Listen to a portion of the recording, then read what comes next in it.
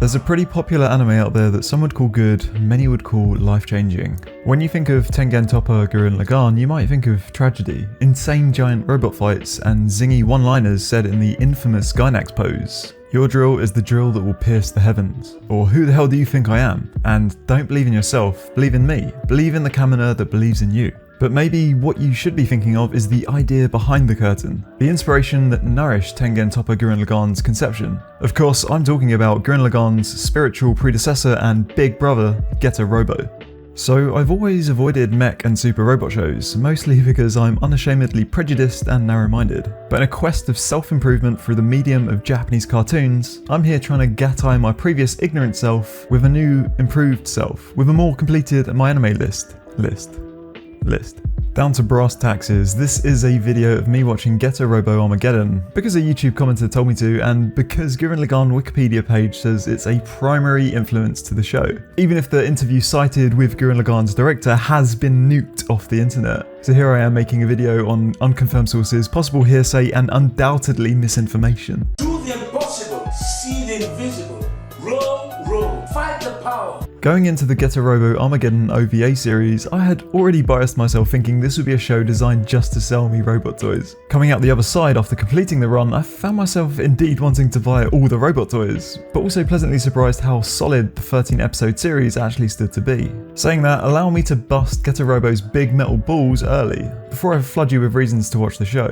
There's obviously drawbacks. Nothing but me, myself, Anime Fried Chicken is perfect. And from watching Getter Robo Armageddon, the biggest flaw with the show is as glaring and as blinding as the Getter Rays themselves. The introduction to the story is dog shit awful. A while ago I watched Serial Experiments Lain, as everyone said it was hot shit and the next anime series I needed to consume in order to transcend to a higher plane of weeb. They were wrong, I think. Or I was wrong. Either way, it shook both my confidence in my ability to gauge dumpsterfires and also my faith in the community to suggest me decent shows. The love child of these two insecurities ended up being a video I put out called Am I Too Stupid to Enjoy Serial Experiments Lain? Arguably one of my personal favourite videos with outstanding comments such as, yes, apparently, yes.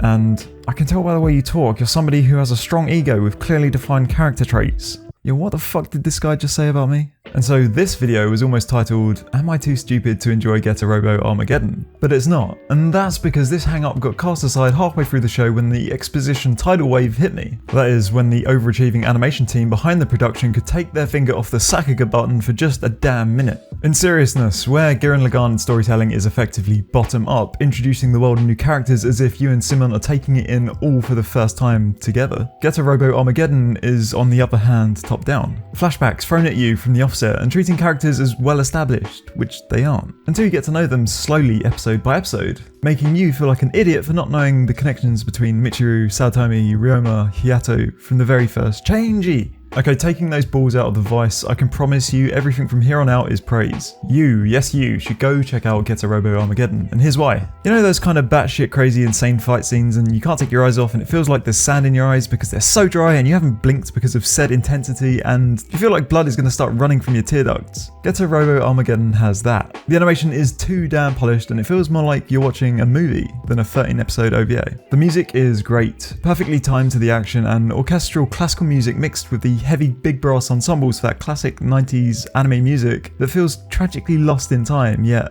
pants-wettingly nostalgic. The story, forget what I said earlier about the story, that was bullshit. As convoluted as the introduction to the story was, overall it never felt like a bottleneck for enjoying the show, as I big brain managed to piece it together episode by episode. It helps that because it's so high octane, your eyes are constantly wide taking it all in. So every moment is a chance to osmosis absorb the story as you go, even if it is a jumbled flustercuck. Personally, I felt a little emasculated by Ryoma, and so it was hard to project my ego onto him as I consumed the show, like I would usually do with the typical shonen fuckboy protagonist.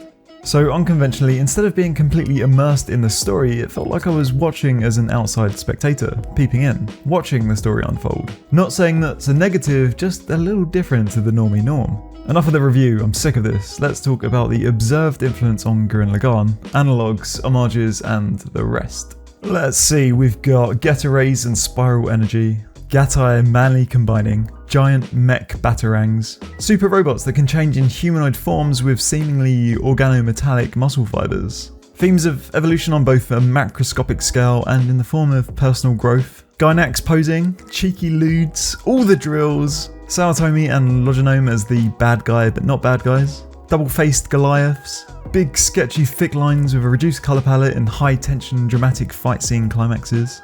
And most awesomely, an ever-increasing power scale with every new obstacle raising the stakes, and the enemies always seemingly tripling in size. For example, in both shows, at first it feels like a fight for survival in the city, then for the world, then next they're in space, going through wormholes to save the universe. In conclusion, the Black Getter machine was the VIP, Stoner Sunshine is the perfect name for a finishing move, and both shows are great. Gurren Lagann being a must-watch, and Getter Robo Armageddon being a solid nostalgia 90s super robot fight fest.